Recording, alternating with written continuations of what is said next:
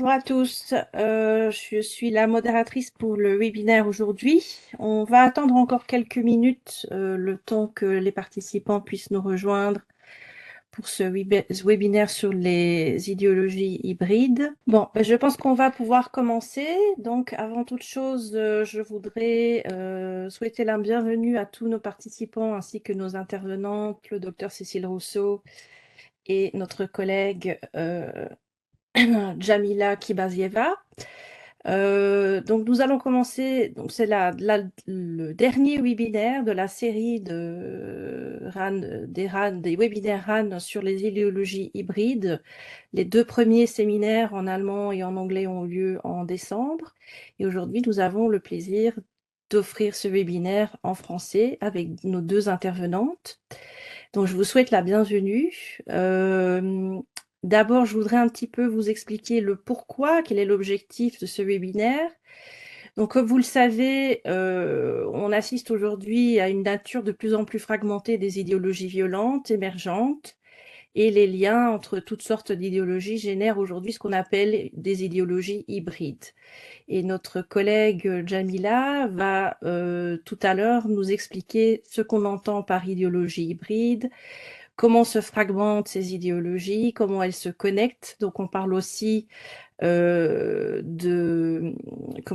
cette notion de bar à salade où on choisit un petit peu les différentes idéologies à sa convenance et qui sont parfois finalement contradictoires ou antithétiques.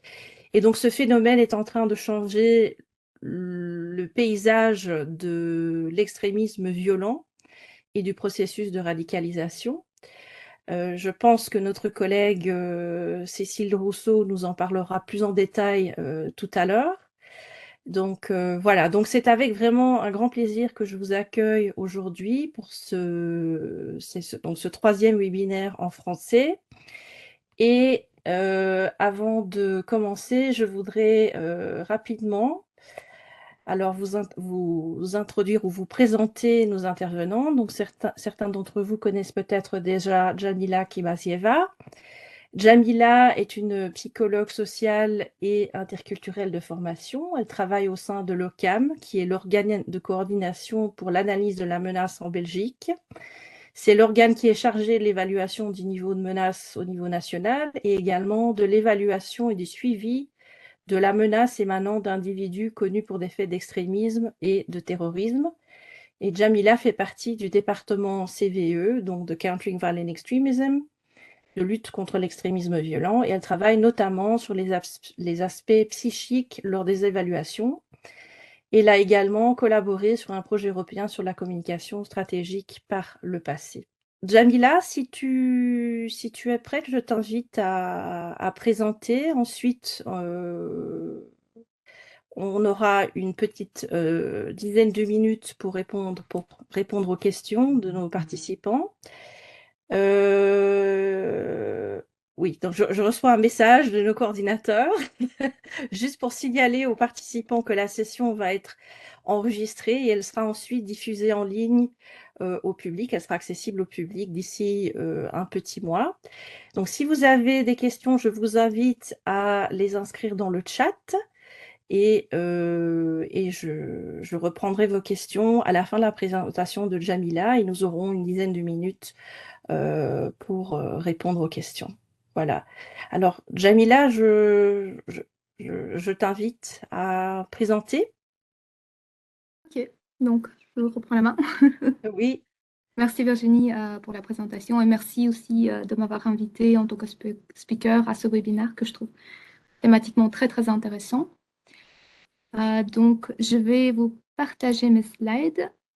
Je pense que vous les voyez. Oui, d'accord.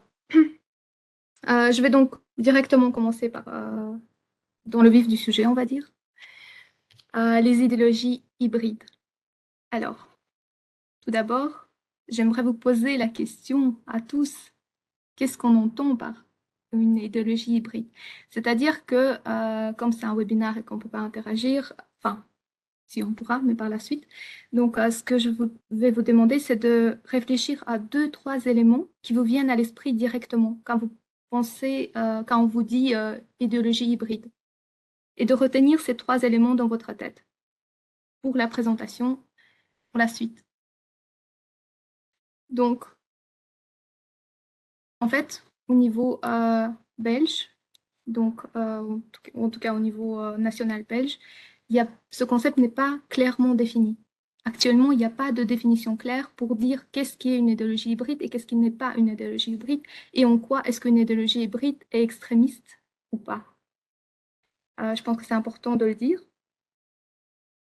Et donc, c'est aussi un concept qui est souvent relatif au contexte.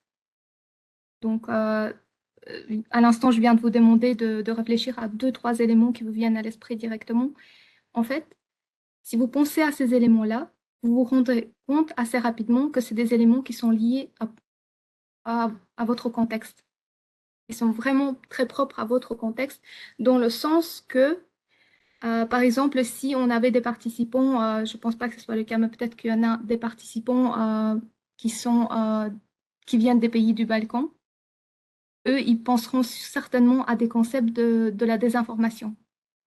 Parce que pour eux, la désinformation est actuellement un grand sujet et qui participe grandement, qui nourrit quelque part les idéologies extrémistes présentes.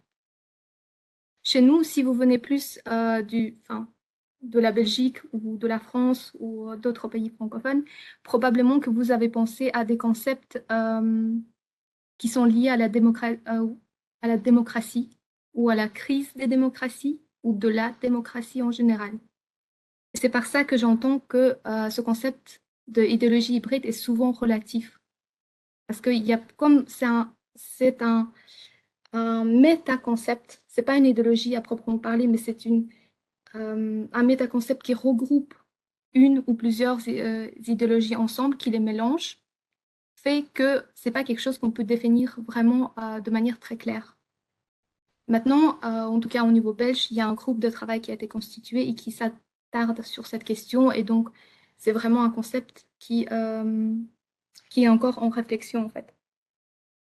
Je pense que ce qui est important aussi à dire par rapport à ça, c'est que d'un point de vue purement judiciaire et sécuritaire, pour qu'une idéologie hybride devienne quelque chose de très, comment dire, problématique d'un point de vue sécuritaire, c'est si elle inclut l'idée que le recours à la violence est quelque chose qui est légitimé pour la cause.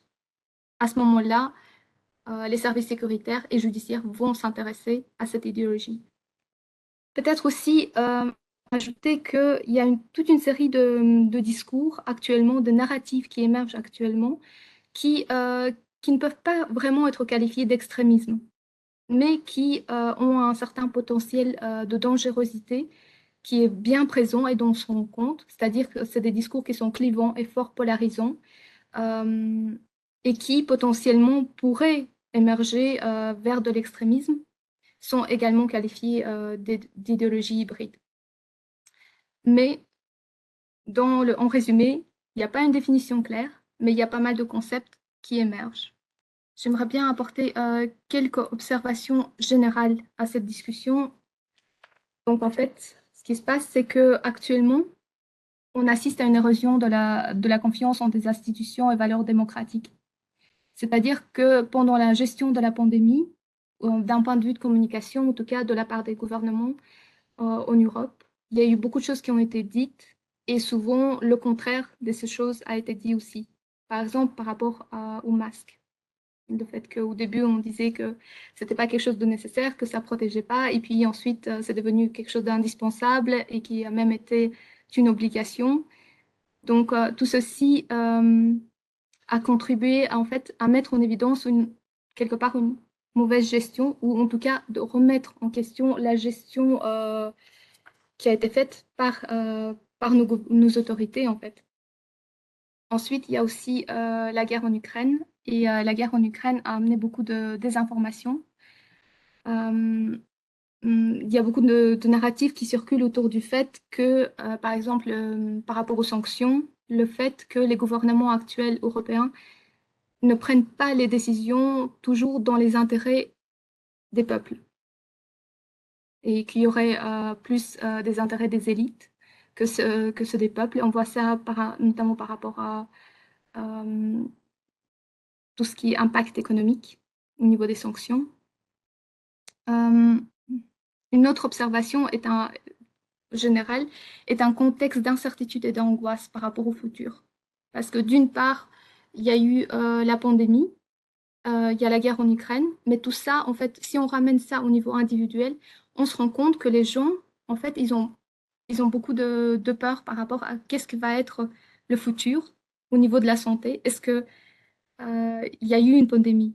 Potentiellement, il peut y en avoir d'autres. Il y a des variants avec la globalisation et les voyages fait que aujourd'hui, il y a d'autres crises au niveau de la santé qui peuvent arriver et qu'on n'est pas toujours prêt, que nos autorités ne sont pas toujours prêtes à réagir de manière adéquate. Par rapport à la guerre en Ukraine, ça c'est peut-être plus spécifique à certaines diasporas. Ce qu'on remarque, ce qu'on peut remarquer, c'est que par exemple, euh, la Russie a utilisé beaucoup le discours d'une potentielle guerre nucléaire. Donc, elle a fait des menaces d'une potentielle guerre nucléaire. Et donc, les personnes qui parlent russe ou qui ont accès à des médias russes ou qui les consultent, en fait, ressentent un certain niveau d'angoisse et d'incertitude par rapport au futur qui est beaucoup plus fort actuellement que par le passé. Aussi, au niveau économique, la crise du pouvoir d'achat avec l'inflation, la qualité de vie, euh, il y a beaucoup de questions qui émergent autour de ça. Et par rapport au climat, on remarque qu'il y a beaucoup plus de mobilisation au niveau des jeunes, pas en Belgique, hein, je parle vraiment au niveau européen ici dans les observations générales. C'est que il y a certains, donc au niveau du climat, il y a une mobilisation parmi les jeunes. Donc, une mobilisation, il y a des passages à l'acte, mais ce n'est pas des passages à l'acte violents, pas toujours. Hein.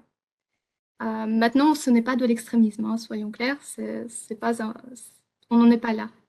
Mais il y a un potentiel d'extrémisme. Si au bout d'un moment, ces mêmes mouvements décident que le seul moyen et un moyen légitime pour arriver à leur fin, ce sera la violence ouverte envers l'État ou envers des soft targets, des infrastructures ou d'autres individus, ça pourrait être considéré comme de l'extrémisme.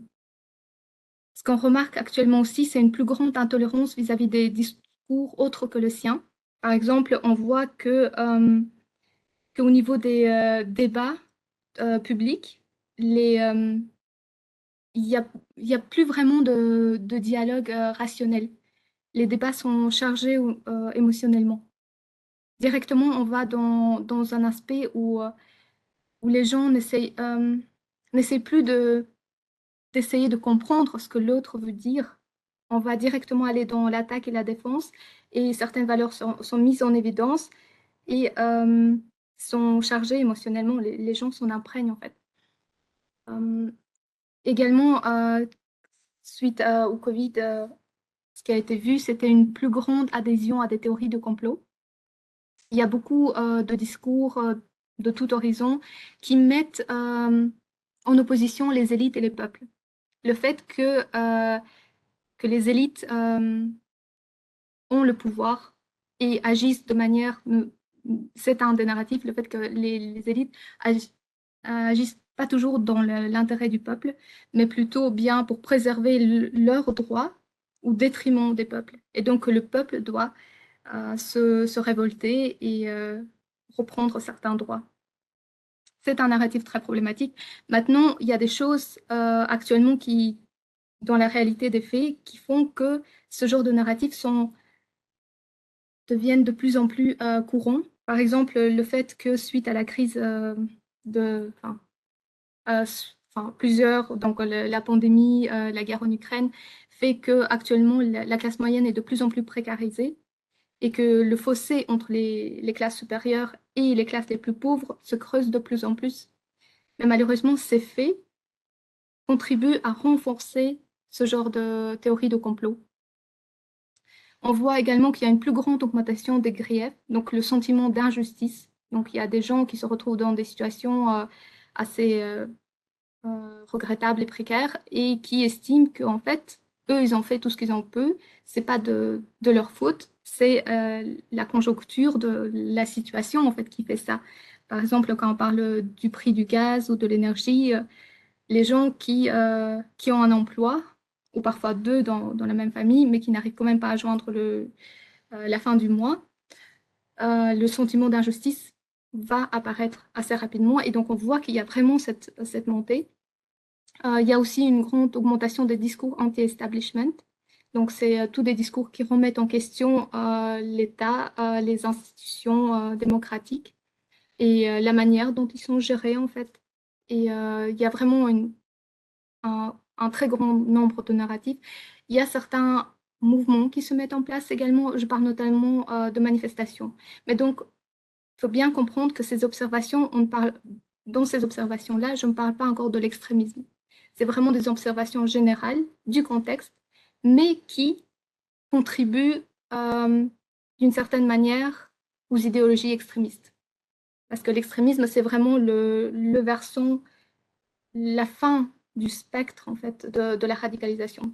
Donc tout part du fait qu'on commence à avoir une certaine opinion et que cette opinion devient de plus en plus polarisée et qu'à la fin, on est persuadé qu'il n'y a qu'une seule vérité et qu'on est prêt à utiliser la violence pour promouvoir son idéologie. Donc c'est vraiment un spectre, il faut le voir comme ça. C'est pas quelque chose de blanc ou noir. Ensuite, ce qu'on voit également, c'est une fragmentation des idéologies extrémistes connues. Et c'est sur ce dernier point que je vais m'attarder aujourd'hui. Quand on parle de fragmentation des idéologies, en fait, ce que je veux dire, c'est que les individus actuellement, ceux qui adhèrent à des idéologies extrémistes, en fait, ils adhèrent pas spécifiquement à une idéologie en particulier. Ce qu'ils font, c'est qu'ils auront tendance à adhérer à certaines parties bien spécifiques d'une idéologie ou de plusieurs idéologies. Donc, par exemple, les idéologies de l'extrême droite mélangées avec des idéologies de l'extrême gauche, euh, avec des discours parfois de anti-establishment, des discours de grief, des discours des théories de complot également. Et donc, ça devient quelque chose de beaucoup plus mouvant et aussi de beaucoup plus difficile à définir en tant qu'une idéologie extrémiste. Il faut voir aussi que les frontières entre les différentes idéologies sont de moins en moins définies et claires. Par exemple, ce qu'on définit comme étant extrémisme de droite aujourd'hui est fortement différent de ce qu'on aurait dit être de l'extrémisme de droite il y a 10 ans, par exemple. 10 ans, c'est pas beaucoup. Enfin, c'est beaucoup et pas beaucoup à la fois. Mais en tout cas, pour un phénomène, c'est très rapide. Parce que ce qu'on se rend compte, c'est qu'en fait, dans les discours pour l'extrémisme de droite, dans les débats publics, le seuil a baissé. Donc, ce qu'on peut dire est ouais, est beaucoup plus acceptable. Donc, on peut tenir des propos qui aujourd'hui vont être acceptables, alors que par le passé, on les aurait considérés comme étant de l'extrémisme de droite. Et donc, il y a toute une rangée de discours qui sont maintenant normalisés et d'autres enfin, et, euh, et l'extrémisme de droite devient beaucoup plus difficile à définir, mais aussi d'identifier, en fait. C'est ça que je veux dire. Encore une chose, c'est que les individus adhèrent à des partis qui résonnent le plus avec eux. C'est-à-dire que tout à l'heure, Virginie avait mentionné la notion de salade bar. En fait, il faut bien se dire que les individus ne choisissent pas au hasard les partis de discours auxquels ils adhèrent. Ils font une sélection bien spécifique qui est basée sur ce qui résonne le plus avec eux, c'est-à-dire ce qui correspond le plus avec les réalités qu'ils vivent et qui semble répondre le plus à leur manière de voir le monde, de voir les choses. Ça a toute son importance, je vous explique ça tout de suite.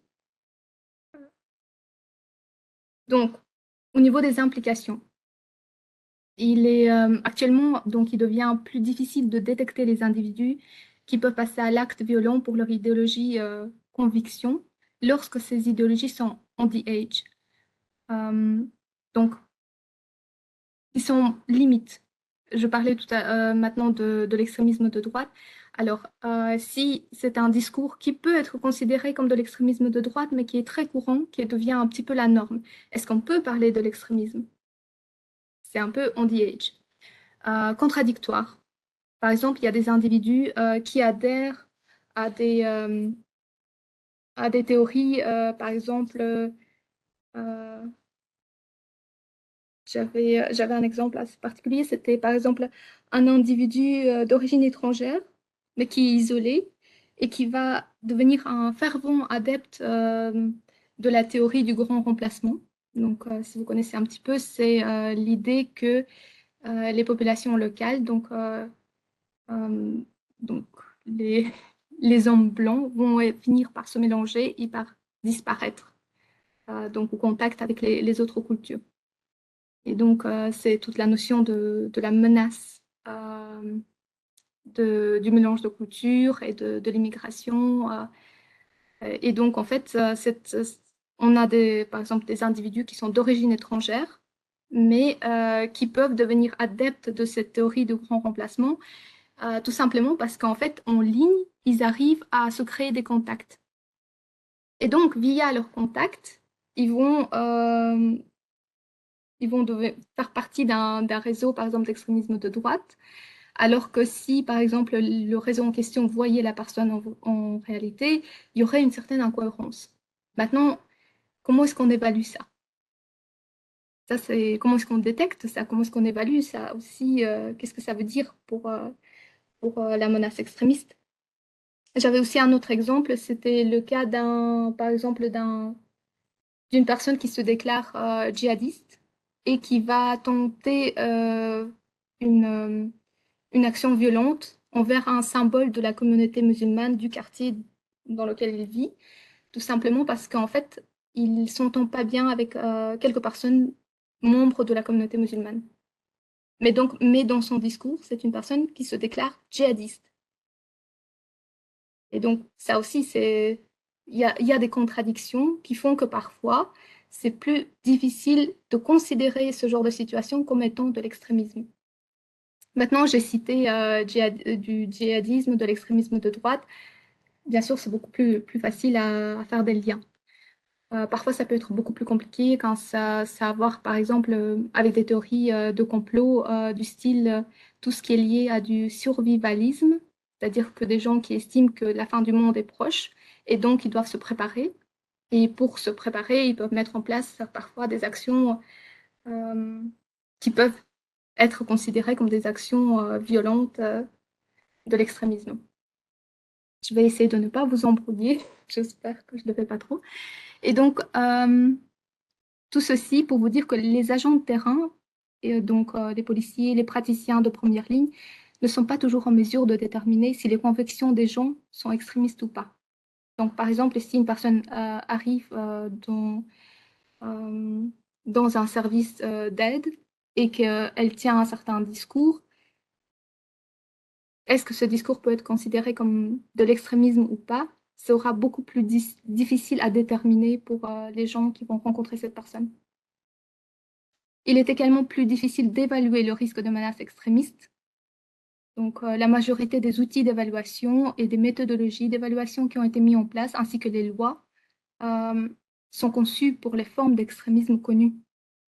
C'est-à-dire que, par exemple, en Belgique, on s'appuie sur des articles de loi, des arrêtés royaux qui définissent les statuts des personnes qui sont considérées comme extrémistes ou terroristes. Donc, voilà, c'est pour ça que je dis quand il y a des observations qu'on fait de manière générale de l'évolution, on ne peut pas clairement encore parler de l'extrémisme parce que ce n'est pas considéré comme tel encore. Maintenant, s'il y a l'idée de l'utilisation de la violence pour ces idées, c'est à ce moment-là, les convictions peuvent être questionnées. Et alors, une chose qui complique en plus tout le processus, c'est lorsque ces individus ont une problématique psychique. Et là, je vais faire une parenthèse sur la problématique psychique parce que je trouve que c'est très intéressant dans le sens que actuellement, on parle de plus en plus de problèmes mentaux chez les personnes qui passent à l'acte, c'est-à-dire qui tentent ou qui commettent des actes violents pour leurs convictions. Donc, la problématique psychique est souvent un facteur constant dont le risque varie. Ce que je veux dire par là, c'est que quand on parle de la problématique psychique, souvent, dans les médias, et de manière générale, en fait, même dans les discours, on entend que cette personne est soit malade ou bien elle est radicalisée. On pose souvent la question, est-ce que c'est un terroriste ou c'est juste quelqu'un qui a perdu le contact avec la réalité et qui est passé à l'acte? Mais un individu peut être radicalisé et avoir une problématique psychique en même temps. La radicalisation est liée à l'idéologie, aux convictions et aux croyances qu'une personne a, alors que la problématique psychique concerne la présence de troubles, traits et ou caractéristiques qui peuvent affecter les cognitions, affects et ou le comportement d'un individu. Alors, en fait, trouble, tout le monde comprend, trait, je pense que c'est assez compréhensible aussi. Dans les caractéristiques, en fait, ce qui est important à ajouter, c'est que ce n'est pas toujours pathologique.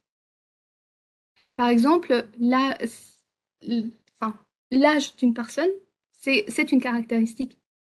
Ce qu'on sait du cerveau, du développement du cerveau d'un être humain, c'est que le cortex préfrontal, donc la partie avant du lobe, euh, elle est, elle est responsable en fait des fonctions exécutives les fonctions exécutives d'une personne se trouvent au niveau de son cortex préfrontal. Une des fonctions du, une des fonctions, une des fonctions exécutives principales, pas principales, mais une des fonctions, c'est l'inhibition, c'est-à-dire la capacité à s'empêcher de faire quelque chose. Typiquement de se contrôler, en fait, de contrôler son comportement. Et ce lobe cortex préfrontal ne mature que vers 25 ans, 27 ans parfois, chez certains individus. Ce qui veut dire que les adolescents, typiquement, c'est pas des gens, enfin, c'est lié à la structure de leur cerveau, leur capacité d'inhibition de leurs actions n'est pas encore totalement développée. Ce qui veut dire qu'ils ont beaucoup plus de mal à se contrôler. Et donc auront tendance à agir de manière beaucoup plus impulsive. Et ce n'est pas quelque chose de pathologique, mais c'est une caractéristique psychique qui affecte leur comportement. C'est important enfin, d'en tenir compte. Et aussi, quand je parle des cognitions, il y a une distinction à faire entre les convictions et les cognitions. Les cognitions, c'est typiquement la manière de réfléchir. C'est-à-dire que c'est les schémas de réflexion basés sur le traitement de l'information. Donc, typiquement, on a tous une manière de réfléchir, on a une autre logique. Euh, et cette logique diffère d'une personne à l'autre.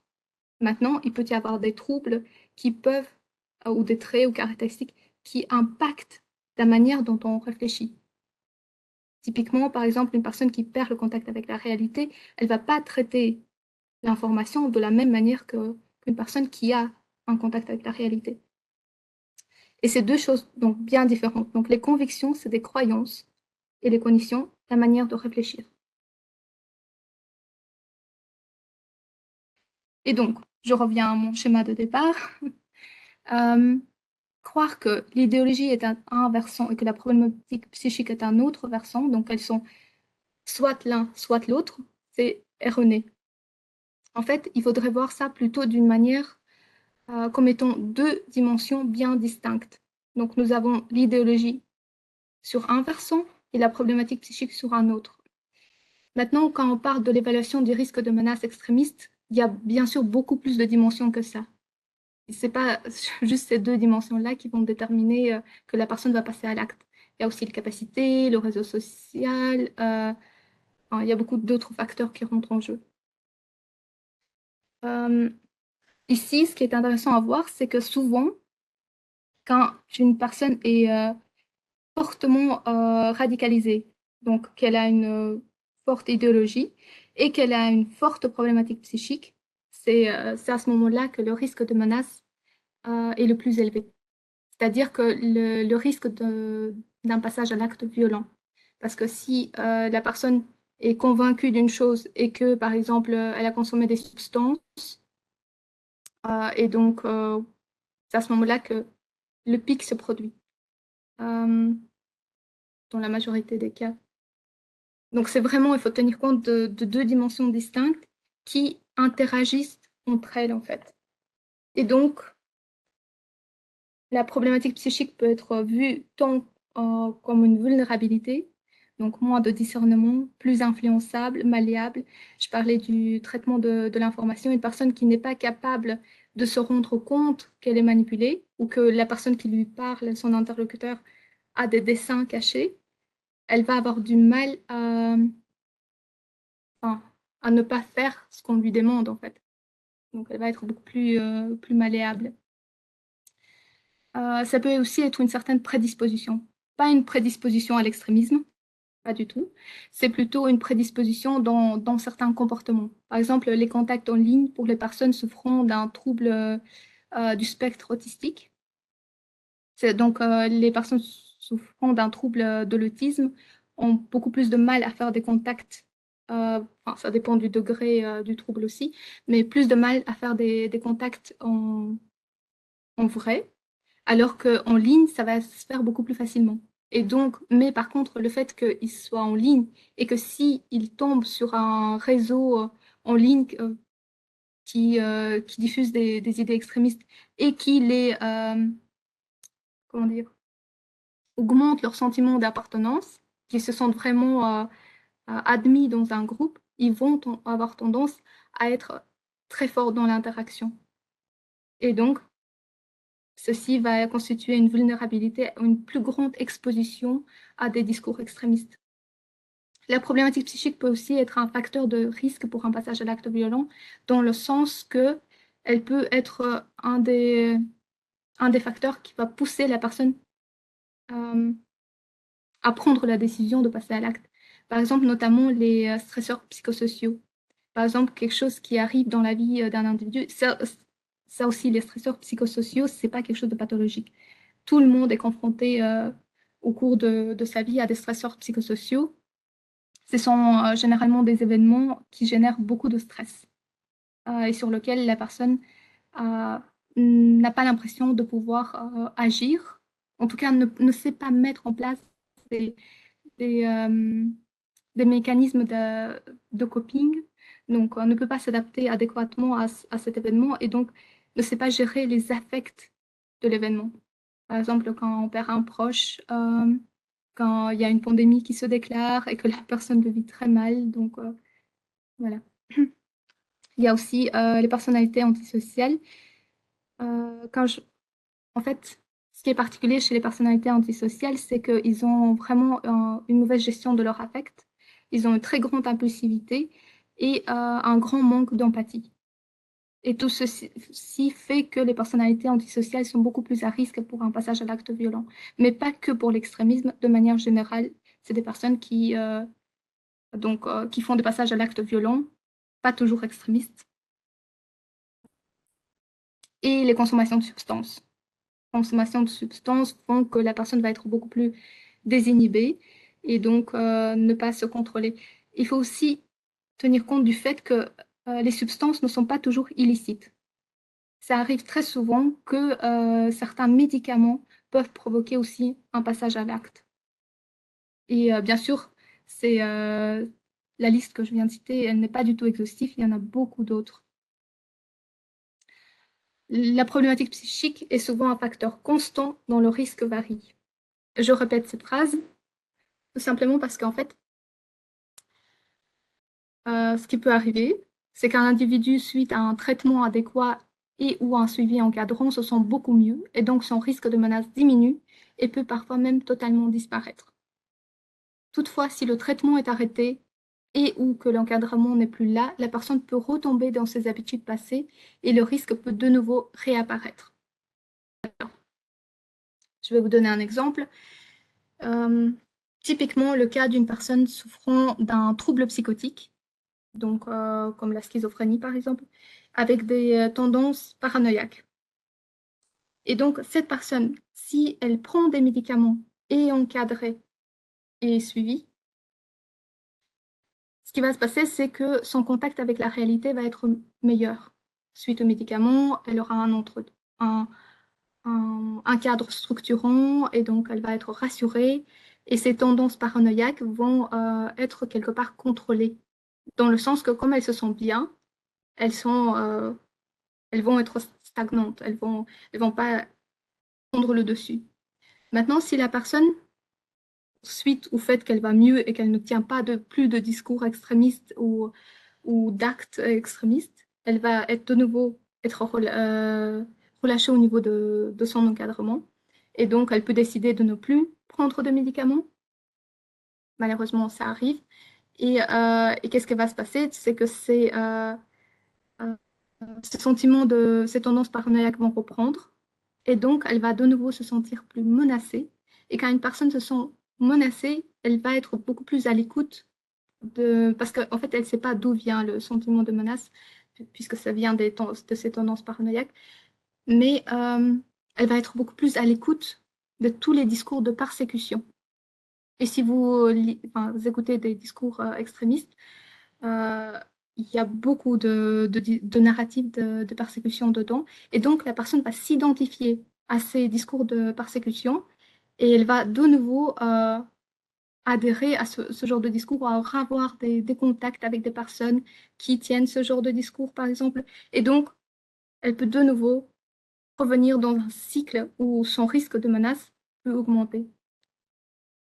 Ok, je vois que oui, je vais essayer de raccourcir. Donc, une remarque importante, c'est que la personne peut aussi se désengager complètement de ses idées extrémistes, mais sa problématique psychique, surtout si elle est lourde, va rester tout au long de sa vie. C'est-à-dire que une personne peut ne plus avoir des idées extrémistes, ne plus tenir de discours extrémistes, mais surtout si sa problématique est quelque chose d'ordre psychiatrique, ça va rester là et elle va avoir besoin d'être suivie. Alors, il y a la question de la prévalence des troubles psychiques au sein de la population en général.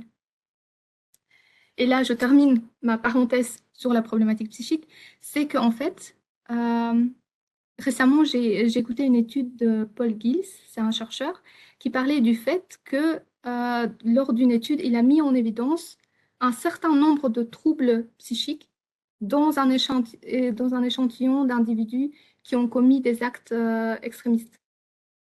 Et il a fait une comparaison donc, de ces troubles avec la population en général. Et il s'est rendu compte que ces troubles-là étaient encore plus importants dans la population en général qu'au sein de l'échantillon qui a commis les actes violents. Ça veut dire quoi? Ça veut dire que statistiquement, c'est cohérent, dans le sens que si par exemple dans la population, nous avons, je sais pas, un exemple bête, 90% des personnes qui ont des cheveux noirs, c'est normal que si on a un échantillon plus petit qui passe à l'acte, à un acte violent, que dans cet échantillon-là, la population soit des gens qui ont des cheveux noirs. C'est juste, et donc, c'est juste une question de statistique en fait. Donc, la prévalence des troubles psychiques, c'est de se dire, OK, il y a plus de gens. OK, je vois que le time's up. Sorry, je termine. Juste deux phrases alors. Parce que je pense que ça fait juste encore un slide. C'est que. Pardon. C'est juste qu'en fait, les gens, il y a plus de problématiques psychiques actuellement dans nos sociétés actuelles que par le passé. Et c'est pour ça qu'il y a plus actuellement de personnes qui passent à l'acte qui ont des problèmes psychiques que par le passé. Et donc, conclusion et discussion, c'est mon dernier slide. Je termine avec ça. Donc, l'évolution des idéologies. Il y a une certaine évolution des idéologies et la manière dont les gens se les approprient. Donc, des réflexions et ajustements sont nécessaires au niveau conceptuel, au niveau de la détection, de l'évaluation du risque et dans la prise en charge socio-préventive. Il y a aussi toute la question de la fonction des idéologies qui doit être approfondie. Parce que ce qu'on voit, c'est qu'il y a un climat anxiogène. Et donc, les gens, pour réduire leurs peurs et leurs angoisses, trouvent des discours qui peuvent leur permettre de renverser la dynamique des forces.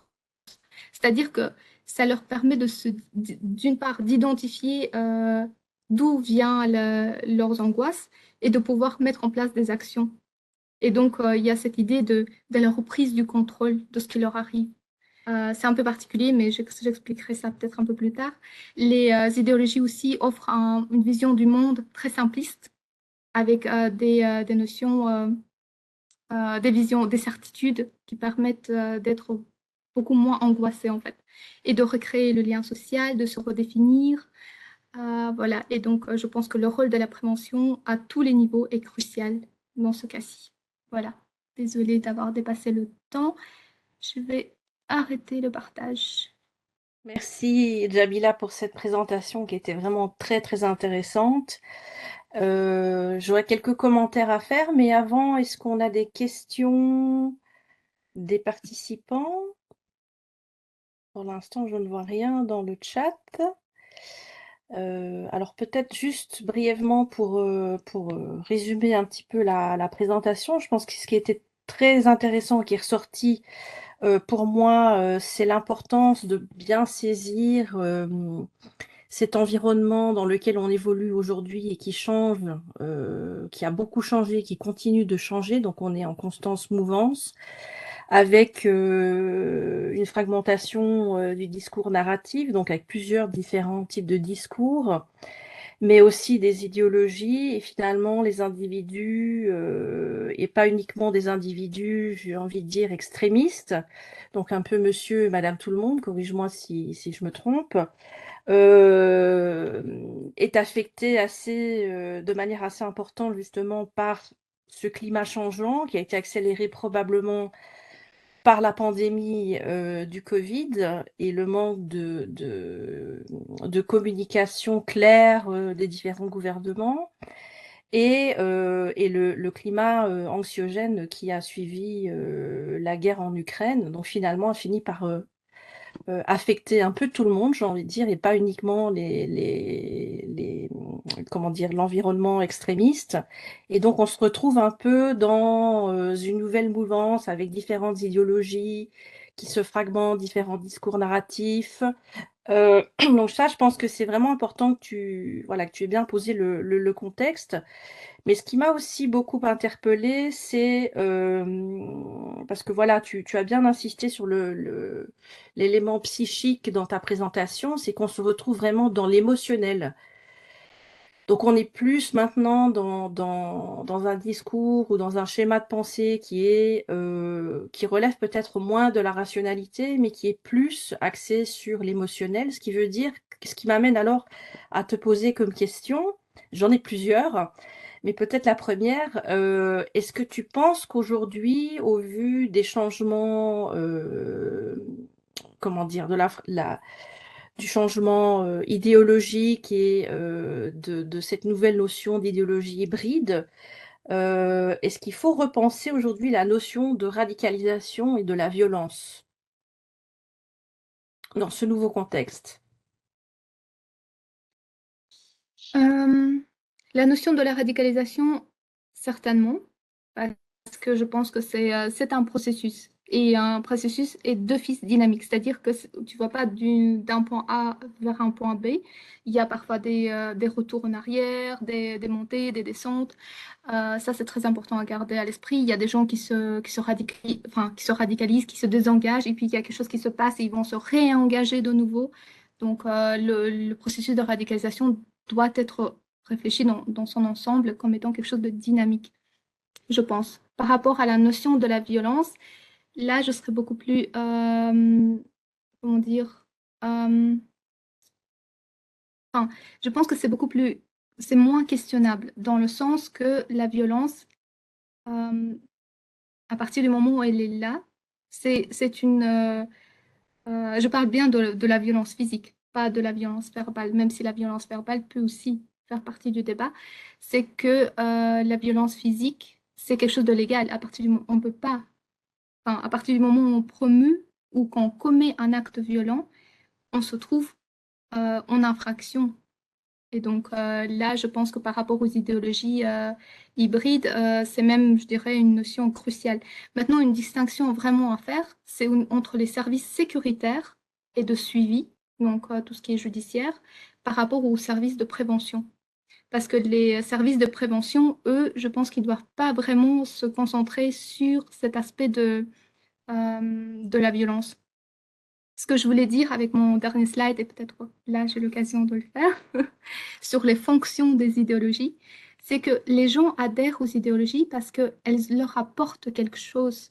C'est-à-dire qu'ils ont des besoins et que, par exemple, de recréer le lien, besoin d'avoir une vision cohérente du monde parce qu'ils n'arrivent plus à se faire cette image cohérente et l'idéologie leur fournit ça en fait. Et donc, si on arrive avec de la prévention à répondre à ces besoins de base, qui est une vision du monde consistante, recréer du lien, avoir une identité d'appartenance, euh, donc on n'a pas besoin de passer par la case violence déjà, mais si on arrive à répondre à ces besoins avec les initiatives de prévention, à ce moment-là, c'est toute une partie euh, de la population qui est réceptif à des idées extrémistes qui peut être quelque part évacué, sauvé en fait, enfin, réorienté on va dire plutôt. Donc, si je comprends bien, finalement, dans ce nouvel environnement, la question de la prévention devient de plus en plus importante et même essentielle.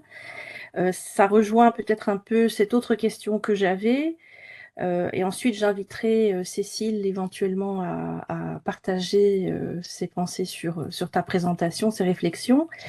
Je voulais te demander, je pense que tu as répondu en partie, Jamila, mais quels sont, à ton sens, les enjeux que ces idéologies hybrides posent au niveau sécuritaire?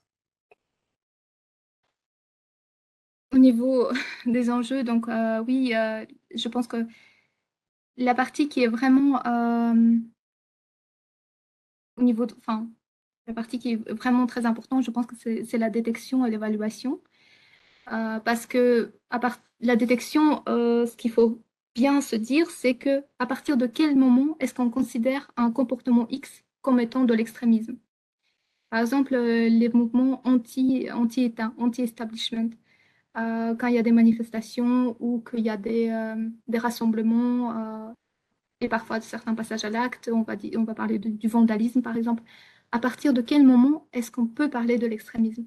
Parce qu'il ne faut pas oublier, je pense que là c'est vraiment un débat à avoir, dans le sens que il ne faut pas oublier qu'on fait partie d'un État, hein, de, d'un État de droit et on promeut des valeurs de démocratie. Et donc, il y a une certaine liberté d'expression. Enfin, même la liberté d'expression, je pense qu'elle est vraiment cruciale. Et les gens doivent pouvoir remettre en question les structures étatiques pour que ces structures s'améliorent. Mais à partir de quel moment est-ce que cette remise en question, si elle s'accompagne surtout d'actes, à partir de quel moment est-ce qu'on peut qualifier ça de l'extrémisme et donc le considérer en tant que tel, le détecter et l'évaluer? Et donc, on en revient un petit peu à cette question finalement des définitions. Donc, est-ce qu'il faut revisiter ce qu'on entend par extrémisme, ce qu'on entend par radicalisation, au vu de ces évolutions dues aux idéologies hybrides? Maintenant, j'aimerais inviter Cécile à partager ses réflexions. Est-ce que tu as des réflexions voilà, est-ce que ça a suscité un certain intérêt? Est-ce que ça rejoint tes observations en tant que clinicienne? Cécile? Alors, oui, merci beaucoup, Jamila et Virginie. Oui, je dirais, j'ai plein de. C'est une belle conversation. Et je ne parlerai pas là en tant que clinicienne, je parlerai tout à l'heure en tant que clinicienne. Je pense que ce que ça nous ramène dans notre regard, et ça c'est important, c'est que nous sommes tous porteurs d'idéologie et d'identité. Or, la mondialisation actuelle, avec ces crises climatiques, économiques et des communications, donc des crises qui ont des bonnes et des mauvaises choses, hein, a certainement amené une fluidité, un métissage, une hybridisation de toutes ces catégories idéologiques et identitaires. Et ce que ça pose, là, notre discussion ce matin, c'est quand est-ce que ce métissage peut amener finalement une ouverture à l'autre qui peut diminuer la violence, et quand est-ce que ce métissage et ces mélanges vont en fait potentialiser et accélérer des phénomènes peuvent mener à la destruction et donc à une légitimation de la violence. Et ça, c'est une grosse question, je pense, parce que c'est vrai au niveau des identités. Rappelez-vous Amin Malouf avec les identités meurtrières, une identité unique qui déshumanise l'autre peut légitimer la violence.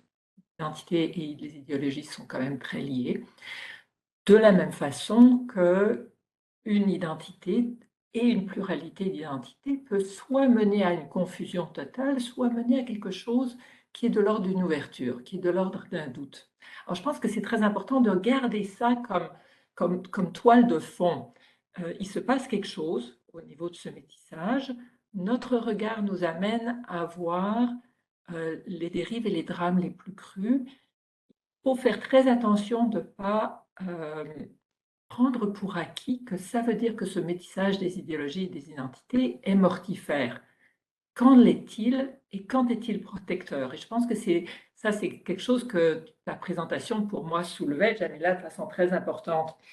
Peut-être l'autre chose, c'est au niveau du lien dont tu as beaucoup parlé avec ce que j'appellerais la souffrance psychique, la détresse psychologique, donc tout ce qui nous habite, qui peut être de l'ordre de l'émotionnel et du relationnel dans la souffrance.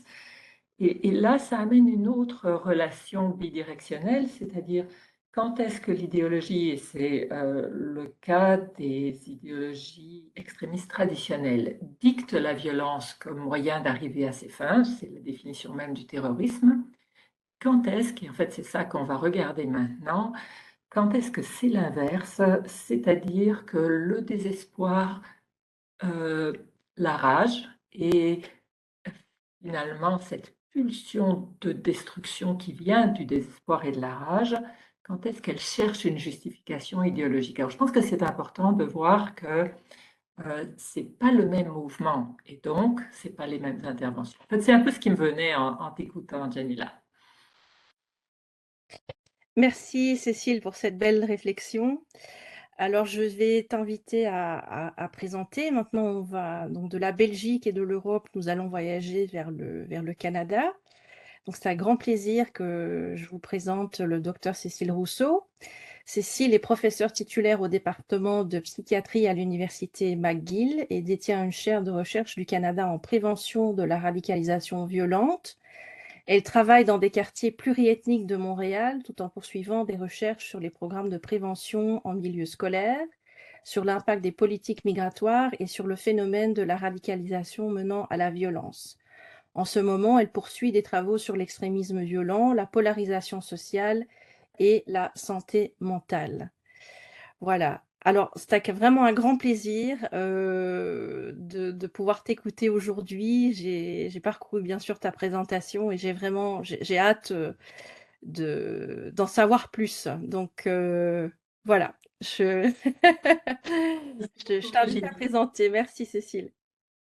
Merci beaucoup. Je suis très heureuse d'être donc avec vous tous. Je pense que ces échanges entre pays, entre contextes, entre continents, en fait, ce matin, sont importants parce qu'ils peuvent nous amener à penser autrement. Donc, pour nous, c'est certainement une richesse de vous entendre. On parle des mêmes choses, mais avec des mots différents, des concepts différents et effectivement, comme le disait Jamila, des contextes différents. Alors, ce que je vais vous partager, c'est une petite partie de nos pratiques. Peut-être que ça sonnera étranger, déstabilisant, étrange, mais je pense que cette étrangeté que moi je ressens quelquefois quand vous parlez est importante dans cet établissement de pont qui nous permet surtout avec le sujet d'aujourd'hui, de penser ce qui se passe dans ce mélange et cette hybridation des idéologies. Un très beau sujet par ailleurs. Merci à Oran d'avoir proposé ça. Très bien. Donc peut-être allons-y pour vous situer. Vous voyez bien ma présentation. Hein. Pour vous situer un peu le plan de ma présentation. D'abord, d'où est-ce que je parle? du Québec, du Canada, de l'Amérique du Nord. Et je reviendrai un tout petit peu sur les lieux dont je parle, parce que ça vous donne un peu une idée. Qu'est-ce qu'elle dit, mais d'où est-ce qu'elle le dit? Je vous présenterai un portrait, un snapshot, donc un petit portrait éclair de la clientèle que nous rencontrons en clinique. Pas parce que nous faisons juste de la clinique, mais parce que ce matin, je me suis dit que j'allais vous parler de clinique, donc des gens, des individus présentés comme radicalisés ou attirés par la radicalisation ou condamnés à cause d'extrémisme violent que nous voyons, pour interroger justement cette multiplicité des idéologies et leur absence, parfois, et essayer d'aller vers, en clinique, quelles sont les catégories qui émergent? Parce que ce n'est pas du tout quelque chose d'homogène, ce métissage des idéologies. Alors, comment est-ce qu'on peut commencer à le penser? Quelles sont les implications pour l'intervention? Et c'est là-dessus que je terminerai finalement. Comment est-ce que notre champ d'intervention peut s'adapter à ces transformations sociales très rapides que nous vivons? Alors, d'où est-ce que je vais vous parler ce matin? Je vais vous parler comme clinicienne. On a donc une équipe clinique qui est en voie d'évaluation. On essaie de penser nos pratiques. Il y a un modèle clinique dont je ne parlerai pas en détail, sinon pour reprendre un peu quelque chose que disait Jamila, c'est-à-dire toutes les personnes attirées par l'extrémisme violent n'ont pas des problèmes de santé mentale ou une détresse psychique. On le montrait bien au niveau des études que tu mentionnais, Jamila, de Paul Gill. Cependant, ceux qu'on appelle des acteurs solitaires, hein, c'est-à-dire ceux qui ne font pas partie de groupes ou de cellules organisées, mais peuvent faire partie de forums en ligne et certainement ont un niveau de désespoir et de souffrance important. Donc ces personnes-là sont représentées dans ce qu'on appelle les acteurs solitaires, qui pour l'instant, pour l'Amérique du Nord, représentent le danger de passage à l'acte le plus important. Donc c'est vraiment sur cette clientèle-là que nous voyons et de cette clientèle-là dont je vais vous parler. Alors, les données que je vais vous partager, donc dans une perspective un petit peu empirique, et ensuite on ira vers le clinique, proviennent d'un sous-échantillon. C'est une revue des dossiers. D'ailleurs, Cindy est là, qui est une des membres de l'équipe en recherche qui avait fait cette revue des dossiers. Donc, une revue des dossiers sur 86 personnes, donc c'est une tranche couvrant plusieurs années, qui ont été référées pour un risque de passage à l'acte de l'extrémisme violent ou suite à une condamnation. Donc, on a un peu les deux. On est donc, par rapport à vos catégories, on est vraiment ici en prévention secondaire et tertiaire, hein, pas du tout en primaire. Et donc, c'est chez des personnes qui pensent à commettre un acte violent ou chez des personnes qui ont commis, ont proféré des menaces, ont organisé un plan, reçu des condamnations pour terrorisme.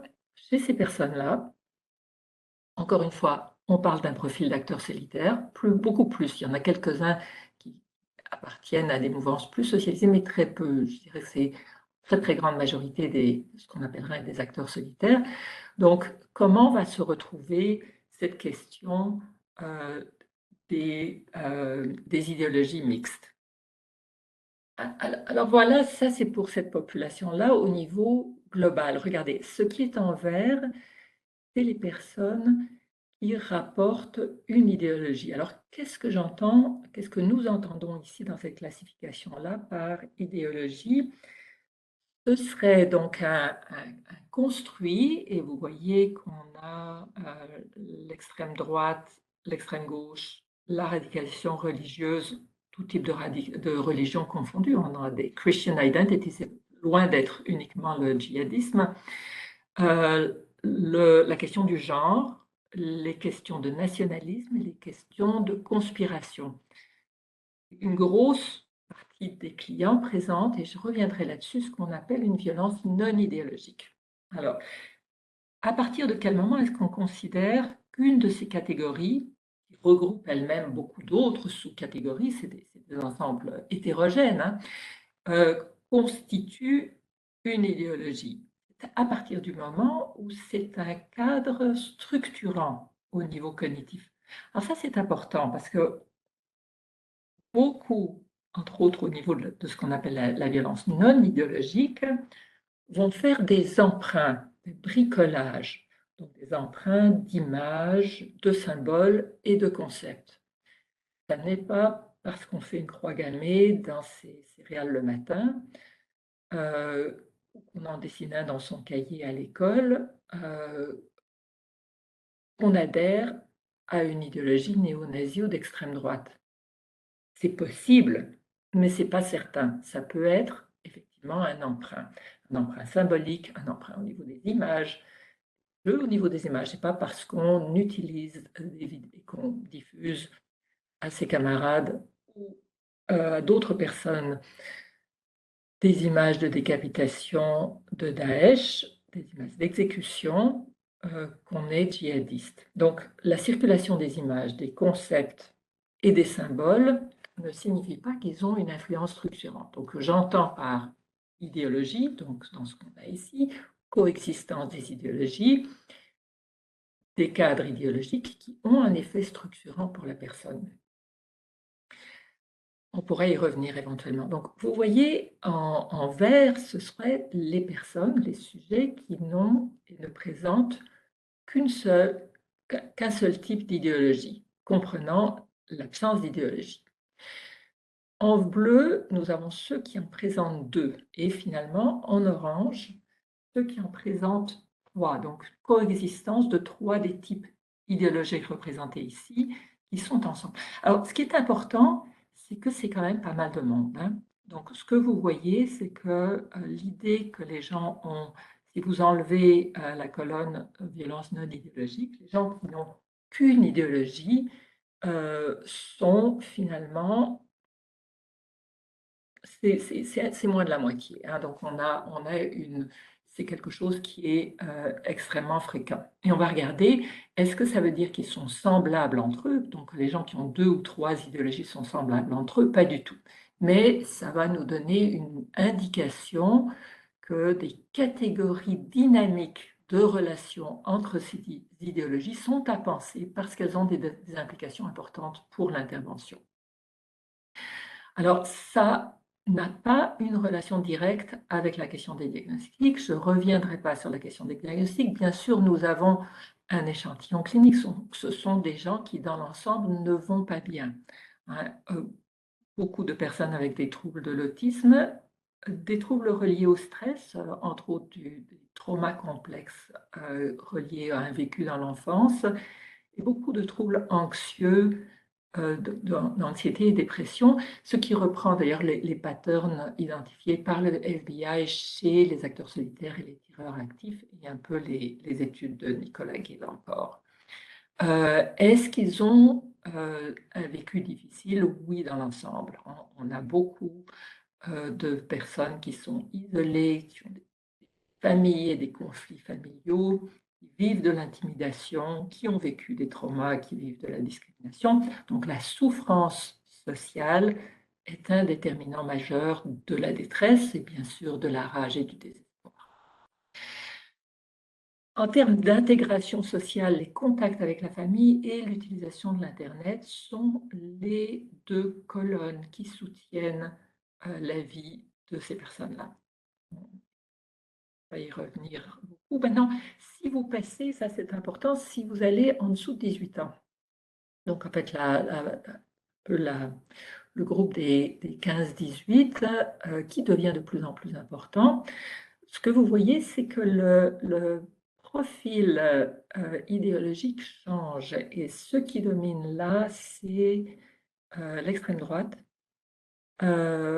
les questions de genre et ce qu'on appelle, là c'est prédominant, la violence non idéologique. Alors je vais revenir à cette violence non idéologique parce qu'elle est importante et qu'elle va le devenir de plus en plus à mon avis. Donc il faut penser et prévoir à l'avance, d'autant plus que nos organisations se sont basées sur l'idée que l'idéologie était centrale à la violence extrémiste, je pense qu'il faut réviser nos catégories. Et parce que, on le verra au niveau des implications, ça a des implications importantes.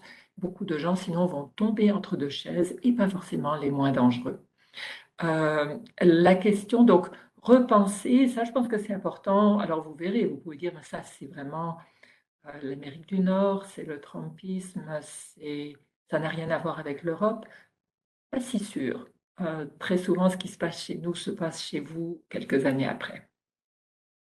Adversité psychosociale chez les moins de 18 ans, juste pour penser que la famille, bien sûr, est encore important, beaucoup le harcèlement et l'intimidation, mais aussi beaucoup l'adversité à l'école. Donc les milieux scolaires, à la fine pointe de la prévention, ça doit devenir des milieux qui sont capables de contenir la détresse psychologique et cette souffrance des adolescents.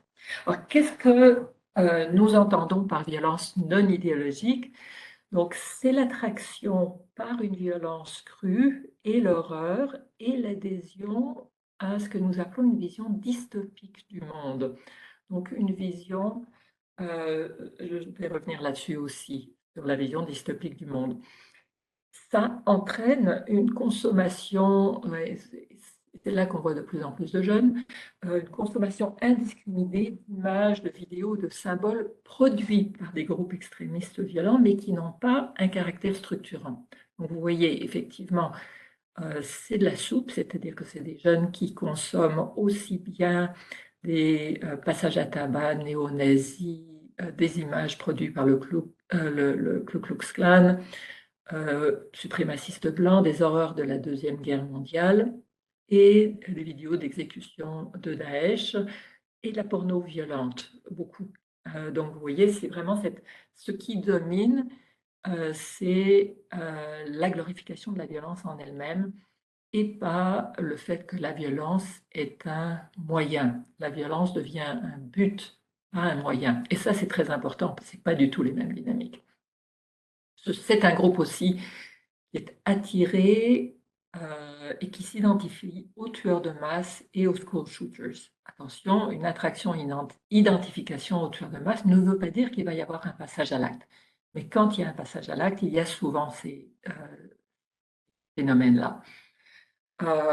Très souvent, ça donne un sens, cette violence, au sentiment de rejet, d'exclusion et d'aliénation et à l'impression que la planète s'en va nulle part. Donc, tant qu'à subir l'apocalypse, autant la provoquer, ça permet une reprise du pouvoir. Donc, les utopies qui ont dominé notre vision du monde dans les années 80-90, c'était vraiment cette idée d'un rêve libérateur où le bien prévalait. Ce sont les grandes sagas hollywoodiennes, hein, du Seigneur des Anneaux à Star Wars, etc. C'est cette idée que le mal est plutôt homogène, le bien est multiple, la pluralité des peuples le bien finira par prévaloir au prix d'une lutte sanglante, difficile, mais il y a de l'espoir. La dystopie, c'est un peu le contraire, c'est-à-dire c'est une représentation collective où l'idéal ne sert pas le bien commun. Le futur est sombre et l'apocalypse est très attirante. C'est une forme actuellement de rébellion contre des systèmes qui sont vus comme nous menant collectivement à la catastrophe. Alors, je pense qu'il y a une critique qu'il faut entendre. Le problème, c'est que plutôt que d'essayer de sauver la mise, on va glorifier le totalitarisme et différentes formes de déshumanisation en se disant il faut exterminer une partie de l'humanité pour s'en sortir, alors commençons maintenant. Et ça constitue donc une forme d'expression valorisée de la détresse, une forme de reprise du pouvoir. Tant qu'à mourir, je vais mourir et on parlera de moi, en tuant le plus de gens possible, parce que ça fait partie de ces idéaux partagés, mais qui ne sont pas dans un cadre idéologique. Donc la violence ne sert pas à atteindre quelque chose, elle est une fin en elle-même. Alors, et c'est important parce que si on dit, si vous dites, si nous disons, ça n'est pas notre problème, où vont se retrouver ces jeunes? J'y reviendrai au niveau des implications. Alors, au niveau des présentations fréquentes associées à cette pluralité des idéologies, j'ai relevé, ou je vous propose 4 catégories qu'on va continuer à travailler, mais qui, cette coïncidence de plusieurs idéologies est fréquente. Le premier, c'est ce que j'appellerais le syndrome de Dracula. Finalement, dans ce cadre-là, ce sont des personnes qui vont faire peur à leur entourage pour se protéger. Très souvent, des personnes qui vivent soit de l'exclusion, de la discrimination, de l'intimidation, qui ont l'impression d'être vraiment dans une position d'aliénation. Et l'idéologie est utilisée ici, mais elle passe au second plan, c'est-à-dire qu'on va s'allier à des personnes qui sont perçues comme étant puissants, comme faisant peur. Et si ces personnes sont des néo-nazis, hein, des Atomwaffen, ou si ce sont les Proud Boys, ou si c'est Daesh, c'est vraiment l'idée quels sont les alliés et on peut prendre à ce moment-là plusieurs alliés parce que le but, encore une fois, ça n'est pas d'en arriver à une société meilleure, c'est de se protéger. Donc, on va utiliser des alliés puissants, quels qu'ils soient, pour faire peur en se disant si je fais peur, si je fais suffisamment peur aux gens, eh bien, on va me laisser tranquille. Et ça marche, je peux vous dire. Donc, un deuxième groupe de personnes qu'on retrouve qui utilisent cette pluralité des idéologies, c'est dans un mouvement. Donc, le premier est vraiment un bricolage efficace. Quelles sont les personnes dont les représentations sociales sont suffisamment fortes pour que je devienne terrorisant? Et ça peut être les tueurs de masse, hein, ou les school shooters. Dans la deuxième, quête et disillusion, on passe d'une idéologie à l'autre. Donc, vous voyez ici, l'hybride idéologique est en fait une dynamique où on emprunte, mais de façon c'est ça, d'une idéologie à l'autre. On passe très souvent d'un extrême à l'autre, de l'extrême droite à l'extrême gauche, ou de l'extrême gauche plus fréquemment vers l'extrême droite. On peut passer d'une radicalisation religieuse entre autres djihadistes vers une position de genre non binaire où on va s'allier à des groupes activistes les plus extrêmes possibles dans le domaine ou à des groupes environnementalistes. Donc dans ce cas-là, on expérimente des désillusions et on est dans une forme de marchandisation des idéologies qui souvent fait en reflet écho à des désillusions au niveau personnel dans la vie. Troisième type d'hybridation des idéologies, cumul et synergie. Et c'est-à-dire qu'on additionne, comme je vous l'ai montré dans le tableau, les idéologies, des morceaux d'idéologie. Et à ce niveau-là, je pense que ce qui nous frappe le plus ces temps-ci, c'est l'émergence du genre comme fil rouge. Donc, la montée de la misogynie, et de la misogynie en ligne, si vous savez, c'est un gros sujet de préoccupation pour les Nations Unies, c'est ainsi en termes d'extrémisme, et qui est finalement auquel adhèrent aussi bien l'extrême gauche que les idéologies religieuses. C'est ce qui a rejoint, c'est ce qui fait que l'extrême droite aux États-Unis, entre autres les Proud Boys et les Trumpistes, ont salué la victoire des talibans en Afghanistan. Et finalement, dans le mélange des idéologies, qu'est-ce qui rejoint des construits traditionnels, séculaires au niveau idéologique du vilain, donc l'antisémitisme et l'islamophobie, versus des tendances plus modernes ou émergentes dans nos sociétés, comme les enjeux environnementaux, la fluidité des genres, dans leurs revendications violentes. Là, évidemment, ce n'est pas en soi, dans la position, on peut dire, il peut y avoir des positions homophobiques, transphobiques, mais aussi il peut y avoir dans toute cette constellation d'idéologies, je je dirais, plus classique, traditionnelle, familiale et communautaire versus nouvelle. Alors, je termine avec les défis pour l'intervention. Une typologie des présentations hybrides est nécessaire parce qu'elle requiert des réponses spécifiques, ce n'est pas les mêmes réponses, on n'en parle pas aujourd'hui. Les présentations atypiques favorisent le désengagement des gens comme nous parce que nous sommes dans des silos. Et alors on va dire, ah oui, mais ce n'est pas de la violence extrémiste, ça pourrait être de la violence conjugale, mais ce n'est pas de la violence vers les femmes, mais qu'est-ce que c'est? Tout ça se mélange en ce moment, donc la violence conjugale et gagne la violence extrémiste. Très facilement, ça peut tomber entre deux chaises. Essayer de sortir du chaos que ça représente comporte un risque d'imposition d'une cohérence. Donc, on va dire, ah, mais finalement, c'est un djihadiste ou finalement, c'est un extrême droite. Et ça mène à des réponses inefficaces. Le sentiment de confusion est aussi associé à l'idée que c'est pas sérieux. Et là, encore une fois, ce qu'on voit, c'est beaucoup de gens qui tombent entre les chaises. Et la multiplicité des idéologies requiert de construire du sens. Et ça, c'est un défi parce que ce sens tisse des enjeux individuels, familiaux, transgénérationnels et collectifs. Alors, je conclus. Le contexte social change plus rapidement que nos connaissances. Jamila le disait aussi. Nous devons adapter nos pratiques de façon continue. Ces approches systémiques, parce que j'y crois beaucoup, doivent comprendre une reconnaissance de ce qu'on appelle les formes de violence propres de nos sociétés. C'est-à-dire que si on ne s'adresse pas aux inégalités sociales, aux problèmes énormes de démocratie qu'on a et de répartition du pouvoir, de la parole et des biens dans nos sociétés, ben, ça ne marchera jamais. Je pense que la violence est vraiment un symptôme de nos dysfonctions et de nos limites.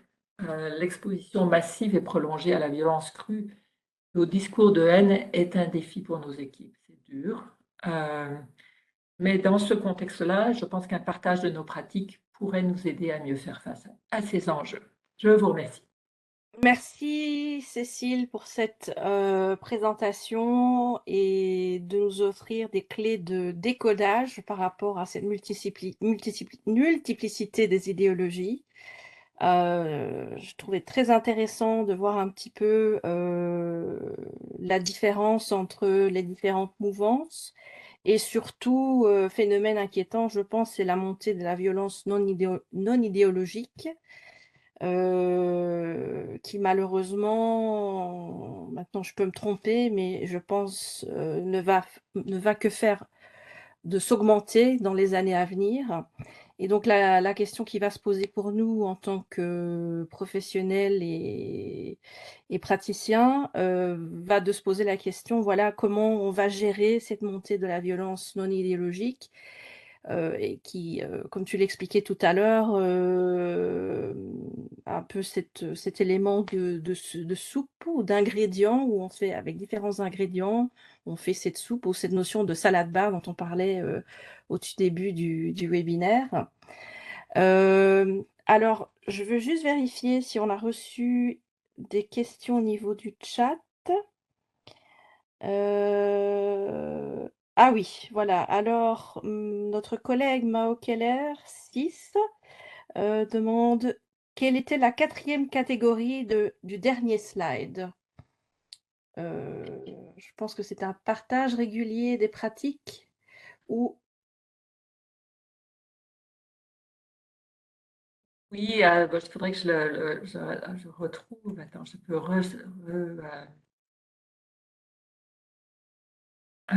oui, c'est ça, un partage régulier de nos pratiques. Ce que je pense juste par rapport à ça, c'est que la recherche prend du temps, hein. Je suis chercheur et souvent pour qu'on arrive à des réponses, ça prend quelques années. En fait, la demande là, du RAN, et merci à Martens et à tout votre groupe, m'a fait réfléchir en fin de semaine. Je me suis dit, mais on n'a jamais analysé ces typologies et le lien entre cette émergence de la multiplicité des idéologies et la multiplicité des identités. Donc, vous voyez, ça m'a donné une idée. On va revisiter nos données et produire des données quali là-dessus.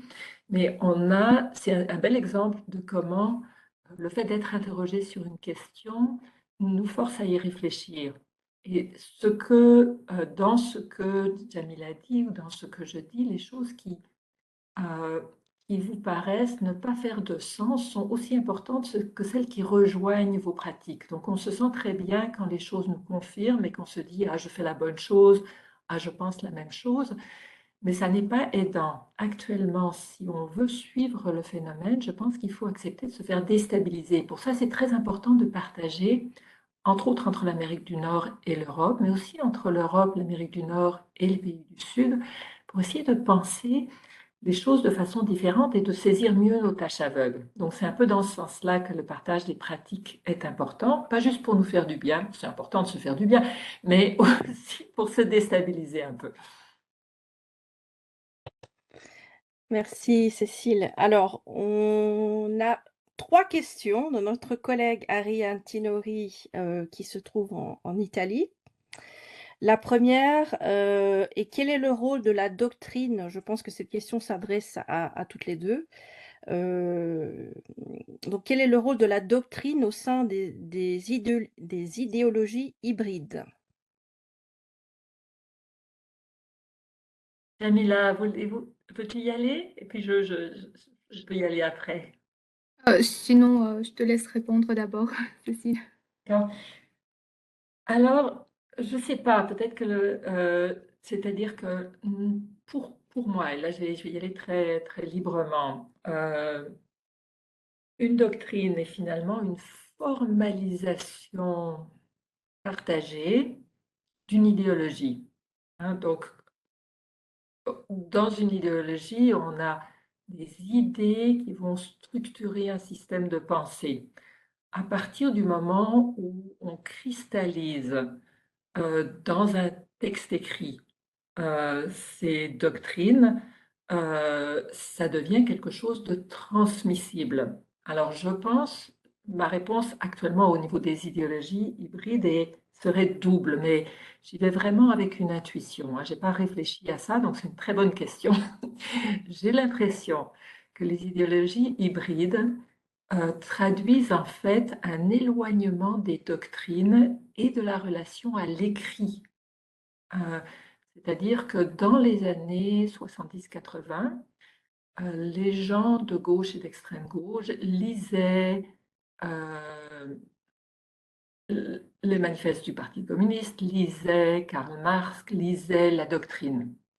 Je ne pense pas que ce soit le cas maintenant des antifas. Je pense qu'il y a énormément, on est beaucoup dans des communications évanescentes au niveau des médias sociaux, dans des communications web et vidéo, qui ne comprennent pas un lien solide à la doctrine. Ce que ça amène en flip side, donc en envers, c'est l'élaboration de ce que je dirais, avec un individualisme galopant, l'élaboration de doctrines individuelles. Et nous, ce qu'on voit au niveau de nos clients, c'est par exemple l'écriture de manifestes. L'écriture, donc d'une trace écrite, et on le voit aussi au niveau de gens qui sont passés à l'acte et qui ont euh, propagé ces manifestes. Donc le soi devient celui qui fait la doctrine. Et ça, c'est dans cette ligne d'une promotion de soi qui va avec ce qui se passe au niveau des réseaux sociaux et au niveau de l'évolution de notre société. Donc, je dirais un écart grandissant de doctrine collective établie, écrite et fondée. Ça, je pense que l'écart est de plus en plus grand et l'émergence de formes de doctrine, de formes d'affirmation de soi en lien avec des traces écrites, en lien avec une idéologie qui justifie un passage à l'acte. Mais c'est très intuitif ce que je vous dis, c'est juste au niveau des observations comme ça. Alors, Jamila, tu souhaites oui, ajouter? Oui. oui, je veux bien. Je trouve ça super intéressant ce que Cécile vient de dire. Et c'est vrai que moi aussi, je vais être plus dans l'intuition, dans le sens que moi, j'ai l'impression que non seulement il y a cet éloignement par rapport à tout ce qui était doctrine ou écrit par le passé, mais aussi il y a cet aspect de moment charnière. C'est-à-dire que pour l'instant, on se trouve dans un moment où c'est pas stable. Les choses évoluent et on voit pas trop encore ce qui va vraiment prendre racine sur le long terme et qui va donner naissance à quel genre de mouvement ou de phénomènes sociaux, tout simplement, en fait. Parce qu'on voit qu'il y a une évolution sociétale qui se fait et que cette évolution, via les moyens de communication, via la manière dont on échange entre nous, dans le rapport à l'autre, le rapport à soi, qui fait que il y a beaucoup de remises en question, beaucoup de choses qui sont en mouvement, mais qu'est-ce qui va rester et qu'est-ce qui va partir, dans le sens que ce sera plus utile aux gens d'avoir certaines idéologies. Euh, les idéologies, elles promeuvent des valeurs, un mode de pensée, certaines interactions, par exemple le fait de faire partie d'un groupe. Maintenant, qu'est-ce qu'on considère comme groupe? Si on parle de nos réseaux sociaux, les amis Facebook, enfin, ou d'autres réseaux sociaux où certaines personnes ont comme des influenceurs, ont plusieurs centaines de milliers, si pas des millions de personnes qui les suivent, mais ils n'ont pas le même niveau d'interaction. Et tout ça, ça a un impact, je pense, et qui fait euh, que maintenant, oui, le rapport à l'écrit, comme disait Cécile, n'est plus du tout le même, mais aussi n'est peut-être plus aussi nécessaire. C'est ça la question. C'est quoi la fonction de cette doctrine? Est-ce que actuellement, il y a autre chose qui remplit la fonction de la doctrine, qui permet que les gens se rassemblent autour de certaines idées? Voilà. Merci, Jamila. Alors, on a une autre question de notre collègue Alina qui demande si la réponse du gouvernement à la crise migratoire sous la forme d'un raccourcissement du séjour des immigrés, comme en Grande-Bretagne ou au Danemark, peut-elle alimenter les idéologies hybrides ou des idéologies hybrides? Cécile, tu veux répondre? Oui, en fait, pour moi, euh, c'est politique. Et on a des mêmes mouvements que j'ai tendance à caractériser comme démagogiques parce que euh, au Canada et au Québec, les positions euh, visant à restreindre l'immigration ne sont pas justifiées ni par des impératifs démographiques ni par des impératifs économiques. Prône beaucoup plus une augmentation de l'immigration étant donné les pyramides de vieillissement de nos populations. Donc c'est plus une réponse à une pression idéologique populaire euh, qui traduit, je dirais, à un niveau euh, de polarisation, hein. On n'est pas dans l'extrémisme, mais les phénomènes dont on parle maintenant, c'est-à-dire la vision de l'immigrant comme étant un problème et ces mythes un peu plus loin du grand remplacement dont parlait Jamila. Donc, personnellement, j'aurais tendance à voir, pour ce qui est de l'Amérique du Nord, et je laisse Jamila parler pour ce qui est de l'Europe, mais les politiques de restriction de l'immigration sont un symptôme des idéologies et euh, de la majorité, finalement. Et ces temps-ci, euh, c'est au niveau des grandes enquêtes épidémiologiques dont je ne vous ai pas parlé aujourd'hui, mais qu'on a répétées pour le Canada dans plusieurs provinces, c'est la majorité a le plus de sympathie pour la radicalisation violente, pas les minorités. Vous voyez, c'est vraiment l'idée de dire que oui, pour l'Amérique du Nord, les politiques restrictives d'immigration, que ce soit aux États-Unis ou au Canada, sont un symptôme de ce qui est en train de se passer au niveau des idéologies de la majorité. Et ce n'est pas forcément très rassurant. Et donc, Oui, Jamila. oui, je vais aussi rebondir donc, répondre à cette question. Donc, en fait, ce qu'on voit ici en Belgique ou en Europe de manière générale, générale, c'est une instrumentalisation des discours autour de l'immigration.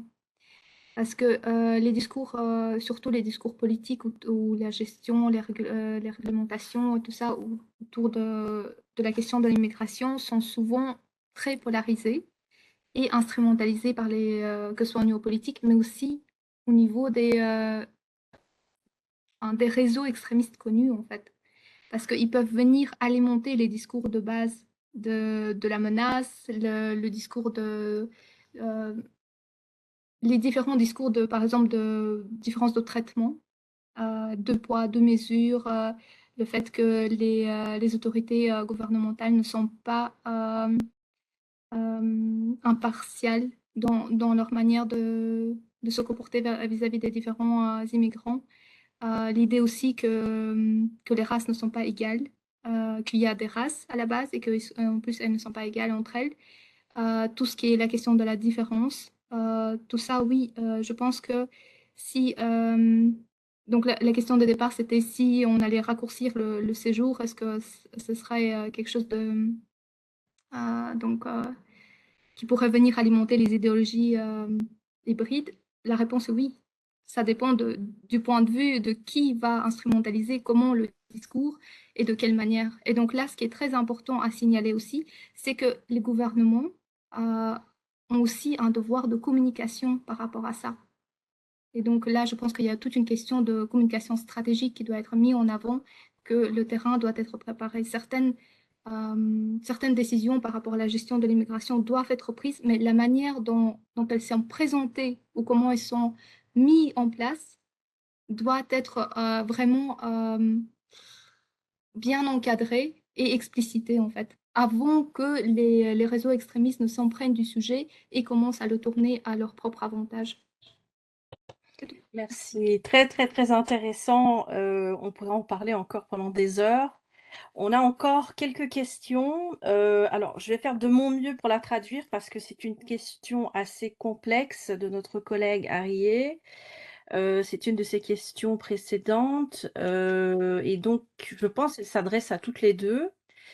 Donc, Arié nous demande si vous êtes d'accord avec le concept de radicalisation informationnelle résultant de l'endémie de la désinformation dans un scénario de post-truth qui engendre un patchwork d'idéologies ou de pseudo-idéologies basées sur le storytelling visuel. Alors, ça, c'est passionnant. Cécile, tu veux nous donner un premier élément de C'est réponse? juste quelques éléments. D'abord, au niveau de la désinformation. Et bon, j'ai beaucoup travaillé durant la pandémie aussi pour aider un peu les gouvernements, la santé publique, etc. Mais dans une perspective qui demandait un effort critique. C'est-à-dire que les mouvements de désinformation actuellement ont trouvé des canaux extraordinaires d'expression avec les médias sociaux. Donc, il y a une propagation des communications qui est extraordinaire avec, et je pense que là, on n'a rien inventé, en utilisant et en misant sur des choses très, très anciennes qui sont l'art de la propagande, hein, l'art de la formule choc, l'art de l'image. En fait, depuis Goebbels, on n'a rien inventé. Et dans ce sens-là, quand j'ai vu des collègues en niveau recherche qui disaient, mais on peut contrer la désinformation avec de l'inoculation psychologique, ben, ça m'a un peu terrifiée parce que oui, on peut le faire et ça marche, mais c'est justement terriblement dangereux parce que ça veut dire qu'on peut inoculer n'importe qui et tout le monde va le faire et effectivement, on tombe donc dans des questions où il devient de plus en plus... Penser, ça prend du temps. Et le rythme, donc je pense qu'il y a des questions d'image qui sont très très viscérales, mais aussi des questions de rythme de communication, de brièveté de la communication qui ne permettent pas le développement d'une pensée complexe. Ça, je pense que c'est dangereux. Mais le point que je voulais faire, c'est qu'en fait, il n'est pas possible de contrer les phénomènes de désinformation sans reconnaître qu'une grande partie de ce qu'elles disent, ces campagnes, est vraie. Hein. Par exemple, si on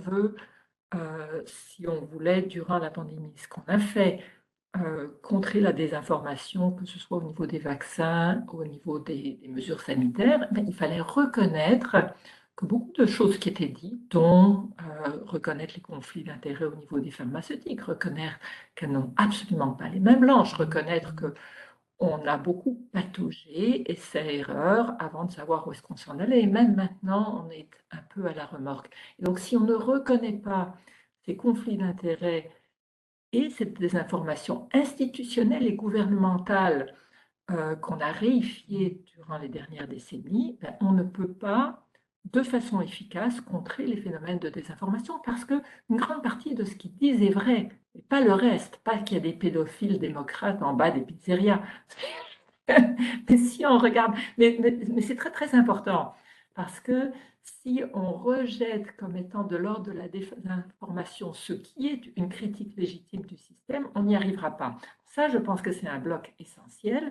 L'autre côté étant qu'effectivement, l'utilisation d'images chocs, de phrases types qui ne permet pas une pensée complexe, ben là, on a un vrai problème dans les modèles et les modes de communication qui sont mis de l'avant. Aussi une question de rythme. Quel est le temps qui est nécessaire pour penser? Donc, c'est une question absolument essentielle, mais terrifiante.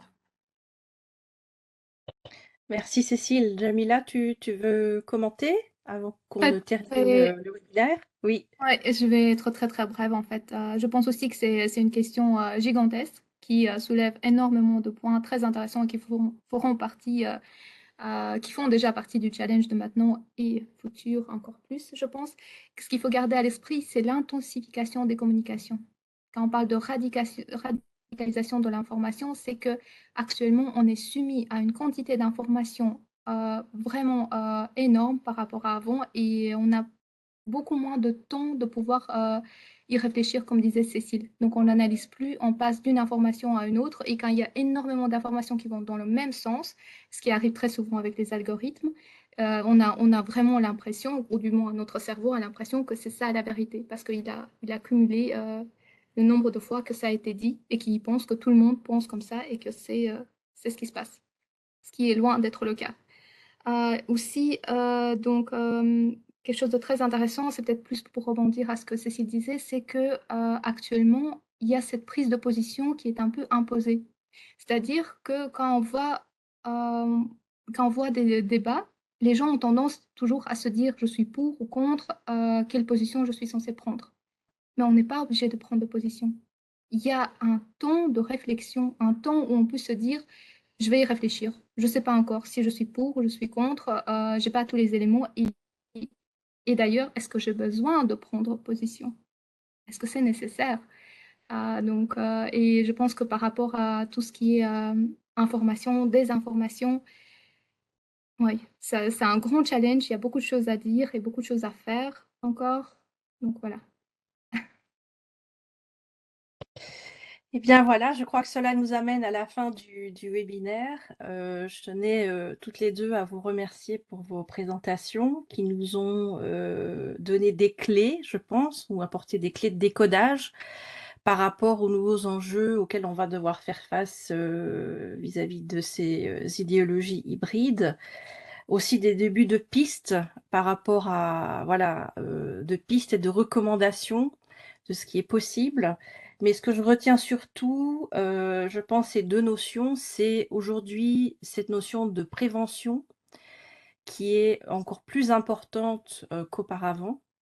Donc, il y aura peut-être à un moment donné une nécessité de faire un shift ou de se refocaliser nos efforts sur la prévention de l'extrémisme violent et de l'extrémisme en général. Et ensuite, peut-être cette notion de résilience, puisqu'on se retrouve dans l'émotionnel, où finalement on n'a pas le temps de réfléchir, on est dans l'immédiateté. Donc la notion de résilience individuelle, donc de redonner cette capacité aux individus voilà, de pouvoir se défendre par rapport à cette intensification de la communication, de ces différentes idéologies hybrides et de cet environnement qui devient de plus en plus toxique. Alors, on m'envoie un petit message. Ah, voilà, j'ai une question, pardon, pour Cécile, d'une collègue qui demandait si il y avait déjà une publication qui était disponible et si éventuellement il y avait une référence qui pourrait être qui est disponible par rapport à ce que tu as présenté aujourd'hui. Alors, je lui répondais justement, pas encore, mais vous m'avez poussé à me dire que ce serait bien de le faire. Et donc, je me suis mis à y travailler et d'ici le printemps, ce sera fait parce que je pense que c'est important. J'espère que ça me passionnerait si jamais vous avez, peut-être que Martens, que Ran pourrait faire ça, mais ça me passionnerait de lire si jamais en Europe vous écrivez des choses sur ces questions-là, qu'on puisse échanger, ça m'intéresserait beaucoup. Mais, donc, d'ici le printemps, c'est promis. Super, un tout grand merci. Et alors, je vois que notre collègue Martine vous a donné le lien vers le sondage, donc c'est pour un feedback par rapport au webinaire d'aujourd'hui. Donc, je vous invite à prendre quelques minutes, donc les participants, avant de vous déconnecter, voilà, de cliquer sur le lien et de remplir le questionnaire. Ça nous aide toujours beaucoup à améliorer les webinaires et à faire en sorte que, voilà, on vous apporte des choses positives par rapport à nos interventions. Je pense que voilà, ça clôture le webinaire pour aujourd'hui. Je voulais encore vous remercier toutes les deux pour vos présentations qui, personnellement, je trouvais très, très enrichissantes et qui vont me pousser de plus en plus, ou encore plus, j'ai envie de dire, de réfléchir par rapport à ces idéologies hybrides. Alors moi, j'y travaille, mais plutôt du côté de la communication stratégique. Donc c'est un autre pan lié à cette question. Et je pense qu'on peut clôturer, sauf si Martine veut ajouter un petit mot avant qu'on ne clôture la session. Non? Oui? Très bref, merci. Aussi, merci à toi, Virginie, pour la modération. C'est très bien, ça se fait très bien. Et merci à tous les participants et à Cécile et Jamila pour leur intervention. Merci à tous. Merci beaucoup, Martens. Bye bye. Au revoir. Merci à tous. Merci. Au revoir.